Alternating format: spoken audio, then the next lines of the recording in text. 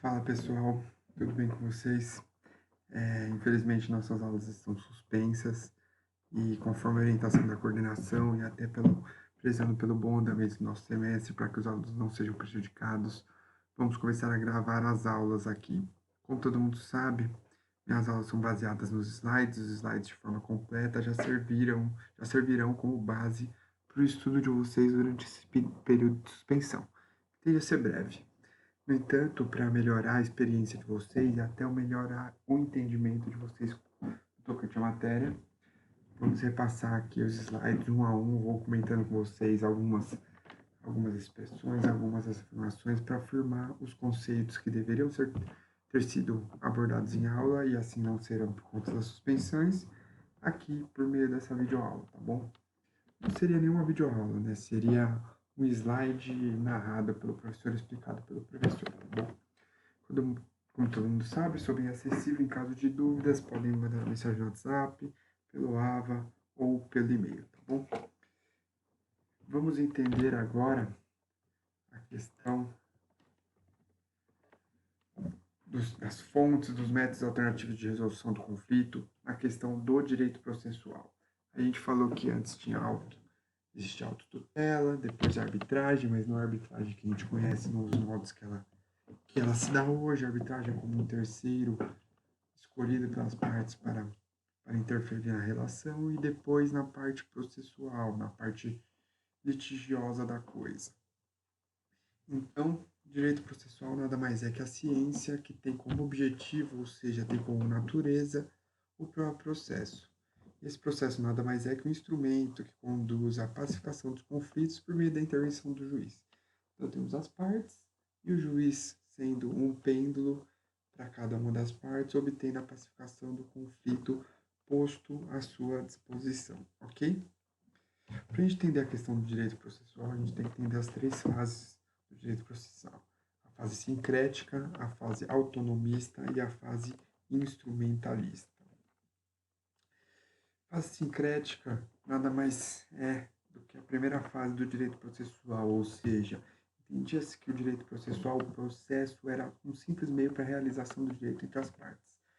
Então, o direito processual não era analisado como uma ciência propriamente, não existia direito processual civil, direito processual penal, existia o processo como fonte obtida através do próprio direito material. Por isso que não era algo muito fixo, algo muito elaborado, algo muito procedimental, ok? Então, o direito processual era um simples direito adjetivo, um direito acessório, um direito auxiliar do direito material nessa fase denominada sincrética. Passando para a segunda fase, temos a fase autonomista, ou seja, aquela fase em que há independência entre o direito processual e o direito material. E aí o pessoal que criou essa doutrina, essa fase, defende a total independência do direito processual e do direito material, ok? Surgiu o Estado moderno após a Revolução Francesa no século XVIII, e isso decorreu literalmente do liberalismo. Os ideais liberalistas instaurados após a Revolução Francesa consagrou os princípios que até hoje subsistem: separação dos poderes, legalidade, entre outros. E surgindo disso, a partir disso, que a gente teve a criação da independência de direito processual e o direito material. O que isso quer dizer, professor? Quando eu falo da independência entre o direito processual e o direito material, eu estou querendo dizer que o juiz deve agir de acordo com os procedimentos processuais, ou seja, não se baseia no direito material ou naquela questão do processo adjetivo acessório ao direito material para decidir. Ele tem que se adaptar aos casos, às formas, aos procedimentos processuais definidos no direito, sem margens para interpretações, sem margens para mudanças, para que seja alcançada a pacificação e para que seja alcançada a aplicação do direito material, ok? Então, nessa fase, o direito processual começa a ser autônomo. Pessoal, essas pausas que eu dou é para beber água, tá bom? Porque no microfone a gente fala e a garganta vai secando. Então, a partir dessa fase autonomista, que é o que vocês estão vendo na tela, o direito processual foi criado e foi separado como um ramo autônomo do direito. Teve essa separação entre o direito material e o direito processual, ok? Só que tem um problema, essa fase era tão autônoma, o direito processual era visto tão autonomamente do direito material, que isso criou um radicalismo, criou uma distorção. E, ou seja, o processo era visto como um fim em si mesmo. Então, acabou se deixando de lado o direito material por conta do foco total no direito processual, na materialidade, nos prazos, nas formas, esquecendo a subsistência desse direito material em face do direito processual, ok? Passamos para a terceira fase, que é a atual do nosso direito processual, que é a fase instrumentalista, ou seja, o direito processual é autônomo para a participação dos conflitos, obviamente como a fase anterior, só que ela não pode ser encarada como de uma forma desconectada do direito material, ou seja, eles têm que andar em conjunto, um tem que completar o outro, pese sua autonomia e serem direitos serem formas separadas, um tem que ser conectado ao outro para buscar justamente a solução para o jurisdicionado, ok? Então, o processo é um instrumento de pacificação, um instrumento relevante, mas não o fim em si mesmo, como a fase anterior, a fase autonomista, assim falava, ok? Então, nessa fase que surgiu o caráter público do processo, ou seja, o processo desvinculado das relações de direito e direito privado, a questão do Estado juiz figurando fielmente para que o direito processual andasse em conjunto com o direito material, para que não seja um fim em si mesmo, ok?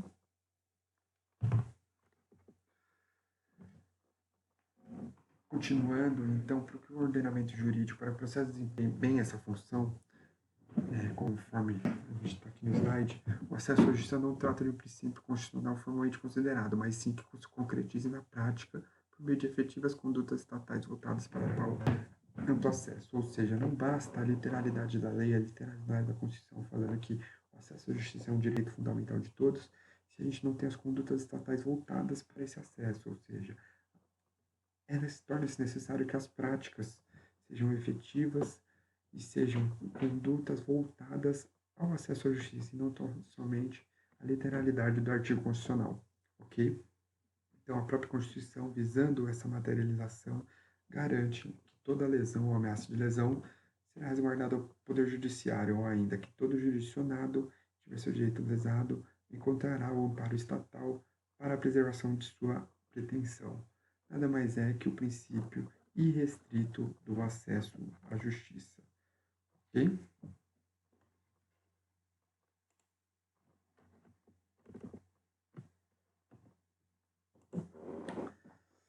Então, retornando, o princípio do acesso à justiça deverá necessariamente ser usufruído por todos os jurisdicionados, ou seja, o acesso à justiça é irrestrito. Eu não posso restringir que determinados jurisdicionados, determinados cidadãos sejam restritos ao acesso à justiça. Só que aí, professor, surge a dúvida. O que pese o acesso à justiça e o custo envolvido em toda essa operação? A nossa Constituição Federal, por ser tratada como uma Constituição cidadã, apelidada como Constituição Cidadã, traz que o acesso à justiça não embate, não tem embate, não é diretamente interligado, não conflita com o custo social, político, econômico e emocional. Ou seja, o acesso à justiça é, por previsão constitucional, irrestrito, ok? Certo?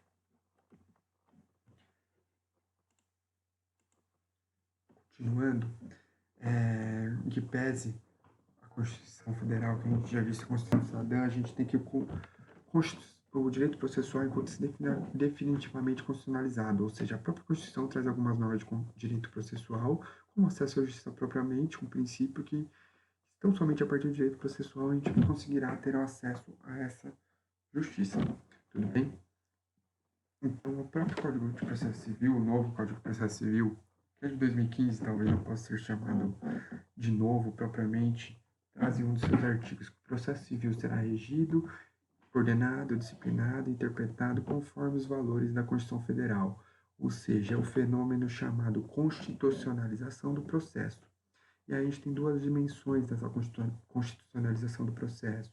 As normas processuais no textos constitucionais, ou seja, o que eu disse, existem previsões processuais no próprio texto constitucional da Constituição da República de 1988 e que as normas infraconstitucionais são concretizadoras das disposições constitucionais.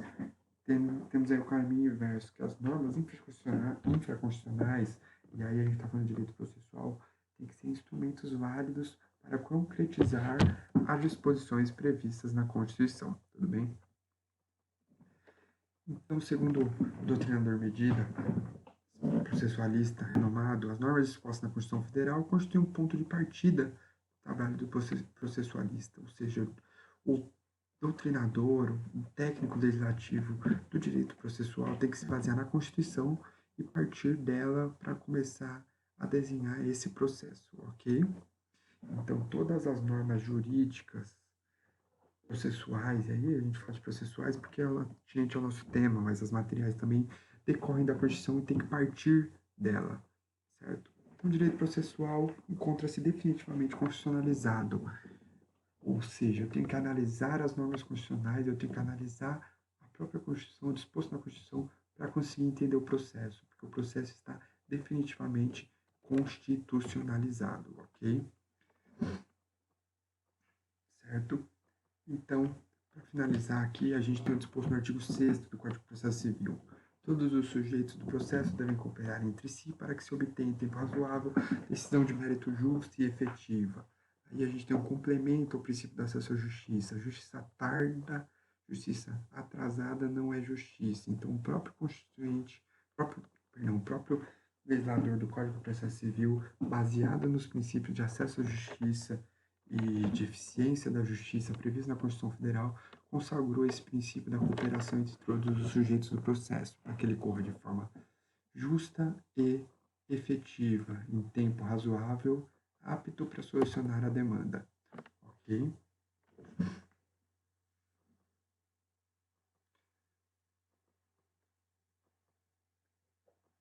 Além disso, com vistas ainda ao princípio do acesso à justiça e à constitucionalização do direito processual, além do artigo 6º, o próprio Código de Processo Civil traz outros mecanismos, outras formas de verificação do juiz para que o processo corra sem defeitos e irregularidades capazes de dificultar o julgamento ou até mesmo anulá-lo. É a chamada decisão de saneamento. Então, o juiz pode designar até mesmo a audiência para que o saneamento seja feito com cooperação entre as partes, para que seja, vamos dizer assim, o processo aperfeiçoado, para que ele possa ser decidido na mais perfeita forma. Então, o juiz designa essa audiência de saneamento, tira as dúvidas com as partes, a partir do artigo 6º da cooperação entre as partes, para que ele transcorra da melhor forma possível, ok?